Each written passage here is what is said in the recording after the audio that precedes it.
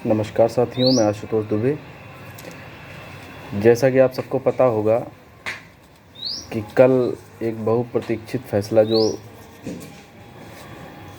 इलाहाबाद खंडपीठ ने सुनाया है ईडब्ल्यूएस के मामले में 69,000 शिक्षक भर्ती में, बड़ा ही दुखद फैसला है हम लोगों के लिए, थोड़ा सा मनोबल तोड़ने वाला। लेकिन कोई बात नहीं, फैसला आ गया। अब न्यायपालिका है तो न्यायपालिका को जो समझ में आया उसने वो फैसला दिया। जज महोदय ने जो भी उनको लगा होगा उन्होंने अपने हिसाब से उस फैसले को दिया। हम लोग उस पर कोई भी टिप्पणी नहीं करेंगे। अब रही बात उस फैसले को चैलेंज करने की, तो चैलेंज भी उस फैसलों को किया जाएगा। लेकिन हम चाहते हैं कि कोई भी बात बहुत ही जल्दबाजी में ना की जाए। सभी लोग, चूँकि ये सामान्य के हित की बात है, सामान्य के लिए केवल आज की ही बात नहीं, आगे वाले लोगों के लिए भी बात रहेगी कि हम लोग कोई ऐसा गलत फैसला ना करवा बैठें कि हम लोग तुरंत आपाधापी के चक्कर में कि तुरंत अभी डबल बेंच चले जाएं कि कल फैसला आया, अभी कल जाके रिट डाल दे रहे हैं, कल जाके एसएलपी कर दे रहे हैं और बिना तथ्यों को ज़्यादा जाने समझे किन चीज़ों पे हमें बाहर हुए हैं, किन चीज़ों पे हम अंदर हुए हैं, ये सारी चीज़ों को बिना जाने परखे अगर हम लोग तुरंत ही अभी इस होड़ में कि हम पहले कर देंगे, अगर अभी हम लोग चले जाएंगे तो हो सकता है कि वहाँ से भी हम लोगों को मुंह की खानी पड़े और हम लोग लौट कर आ जाएं। इसमें नुकसान किसका होगा? इसमें नुकसान हम लोगों का ही होगा और हमारे साथ जुड़े हुए अभ्यर्थी जो हमको गाढ़ा पैसा देंगे उनका नुकसान होगा। तो मैं चाहता हूं कि जितने भी पैरवीकार हैं वो सभी निज स्वार्थ को त्याग कर एक मंच पे आएं और आकर इस संबंध में आपसी चर्चा करें। चर्चा करने के बाद में जो न्याय सम्मत हो, जहां से जीत मिलने की संभावना हो, अपने वरिष्ठ वकीलों से उसके संबंध में विचार विमर्श करवा लें ऑर्डर पे, और जो उचित हो कि जहां से जीत मिलने का 100% लगे कि रास्ता है, उन चीज़ों को अपनी एसएलपी में प्लीड करवा के तब एसएलपी को डाला जाए। क्योंकि एक बार जल्दबाजी में हम लोगों ने प्लीडिंग करवा लिया एसएलपी का, उसके बाद में फिर मॉडिफाई कराना कि अभी एक ये नया चीज़ मिल गया है, ये सब चीज़ें बड़ी दिक्कत करती हैं। इसलिए अभी चूँकि ऑर्डर को चैलेंज करने के लिए 1 महीने का समय होता है, 30 दिन का समय होता है, तो 30 दिन हमारे पास हैं, तो क्या ज़रूरत है कि अभी 1 हफ्ते के अंदर जाके उस ऑर्डर को चैलेंज कर देना।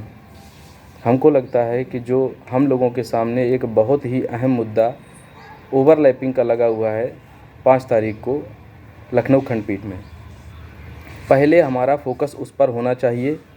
पहले हम उस फैसले पे अपना जो है 100% दें, उसके बाद में हम फिर ईडब्ल्यूएस, क्योंकि उसके लिए हमारे पास 30 दिन का समय है।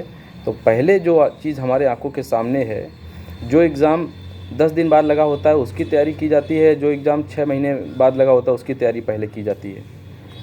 तो वही मैं कह रहा हूँ कि 5 तारीख को जो हम लोगों का ओवरलैपिंग का मुद्दा लगा है, उस मुद्दे को बहुत अच्छे से हम लोगों को लड़ लेने दीजिए, और लड़ने के बाद में 5 से 6 दिन में वो मुद्दा हो सकता है या 1 हफ्ते के अंदर वो मुद्दा समाप्त हो जाए। चूँकि उधर आंसर की में 12 मार्च लास्ट डेट दिया गया है रणविजय सर के द्वारा, तो इस वजह से मुझे लगता है कि 12 मार्च तक हो सकता है हम लोगों का ऑर्डर ओवरलैपिंग का रिज़र्व हो जाए।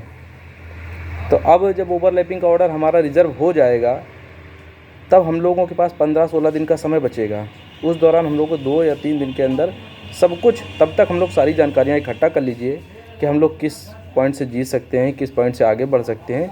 उसके बाद में 15 दिन का हमारे पास समय होगा 1 महीने में, तो हम लोग तब जाकर इस एसएलपी को एक बहुत ही मजबूत एसएलपी 2 से 3 सीनियर के साथ वहाँ इलाहाबाद में कर सकते हैं।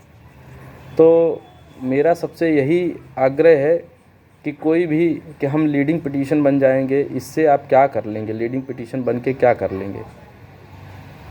अभी हाल आपने देख लिया कि बहुत ही आशाओं पे जो है पानी फिर गया है। एक नौकरी की उम्मीद जो ईडब्ल्यूएस में एक आम सामान्य अभ्यर्थी अपने बना के रखा था, उसको तो वो नहीं मिला, तो नहीं मिला। न्यायपालिका ने समझा तो नहीं दिया, कोई बात नहीं, उन पर कोई टिप्पणी नहीं। न्यायाधीश महोदय हैं, वो उनको लगा होगा हमें नहीं देना, नहीं दिया। मगर आगे अपनी जीत के लिए जो उचित कदम है वो तो हम लोग उठा सकते हैं। तो हम यही चाहते हैं कि हम इस तरह से कोई कार्य करें मिलकर। और मुझे लगता है कि जो 2 दिन के अंदर सेल्फी, 3 दिन के अंदर सेल्फी करना चाहते हैं, ऐसे लोगों के साथ एक भी अभ्यर्थी न जुड़े।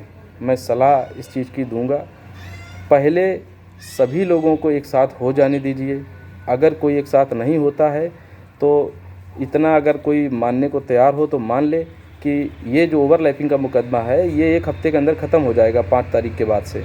तो 12 तारीख तक वेट कर लीजिए सभी लोग। 12 के बाद उसके बाद में फिर हम लोग जो है, अगर मुकदमा नहीं ख़त्म होता ओवरलैपिंग का, या कुछ ऐसा होता है कि मान लीजिए आगे बढ़ जाता है, जैसे अप्रत्याशित घटनाएं घटती रहती हैं, जैसे पिछले बार सीनियर एडवोकेट सर का निधन हो गया तो उस वजह से मामला आगे बढ़ा दिया गया, तो फिर हम लोग फिर नहीं चूकेंगे तो हम लोग डाल देंगे, अलग विषय है। लेकिन हम चाहते हैं कि सभी लोगों की आपसी सलाह से, बिना किसी ईगो के, सामान्य अभ्यर्थी के हित में फैसला लिया जाए, जिससे कि आम अभ्यर्थी का भला हो सके और उनका जो पैसा है वो बर्बाद ना जाए। पैसा बर्बाद होना अलग विषय है, जीवन बर्बाद की यहाँ बात है।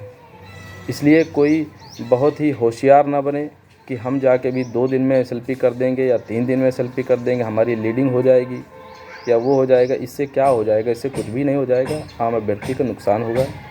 अतः आप सभी हमारी बात को बहुत ही गंभीरता से लें, इस बात को समझें कि ओवरलैपिंग का मुकदमा डिसाइड हो जाने दें, और मुझे लगता है 1 हफ्ते में हो जाएगा। उसके बाद हम लोगों के पास समय शेष बचेगा, उसी में हम लोग इस आपसी सहमति बनाकर सब लोग, और इस ओवरलैपिंग के मुकदमे के बाद में EWS की SLP फाइल करेंगे, जिसमें उन सभी तथ्यों को कंसीडर किया जाएगा, उन सभी तथ्यों को, उन सभी चीज़ों को अपने वकीलों के माध्यम से, जो पैनल हम लोग ओवरलैपिंग करके रखे, हम लोग उनसे भी सलाह लेंगे इस मुद्दे पर। ऐसा नहीं है, जब हम लोग उनको ओवरलैपिंग का पैसा दिए हैं तो हम इसकी सलाह उनसे ले सकते हैं, हम इसकी भी सलाह लेंगे।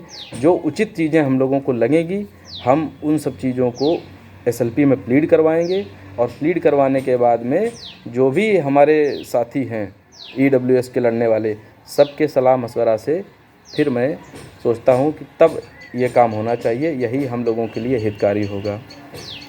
मुझे उम्मीद है कि सभी पैरवीकार इस बात को समझेंगे और सामान्य अभ्यर्थियों के हित में कदम उठाएंगे। धन्यवाद।